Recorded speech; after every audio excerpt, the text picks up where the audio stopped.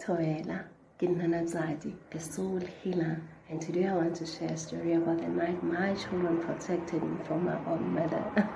Silly, I know, because naturally the parent is to protect the child. However, on that particular night, I needed my children to protect me. I didn't know I needed them to protect me until that moment when they protected me. It was on the 7th of December 2017, my birthday.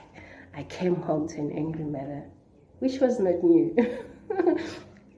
However, the difference between this particular day and all the other days was that this was just a few weeks after I had a recollection of my childhood traumas.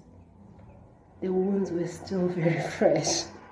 And one of those traumas was me being raped at the age of 6 and my mother catching her boyfriend in the act, and instead of protecting me from him, she punished me, causing me to believe that I was at fault and suppressing the whole incident.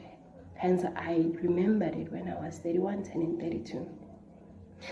So my mother had made a request for me to buy her a blanket which she wanted to go and give to my aunt.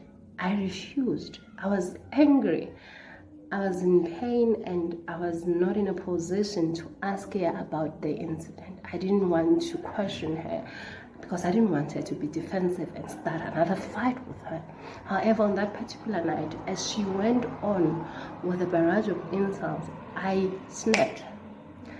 The naive part of me believed that because I did not remember the incident my whole life, she also had forgotten. Silly. So as she was shouting, calling me a bad person for refusing to buy something, I said to her, "Oh, is that why on that day when that man was hurting me, is that why you beat me up?" My mother said to me, "I did what I had to do." Time stood still. I screamed. For a split second, I wondered if she was my mother. Because, oh, she remembers. So my whole life, as she was ill-treating me, she remembered that I was raped, and that was her reaction. I staggered into my bedroom, sat on the floor, and cried.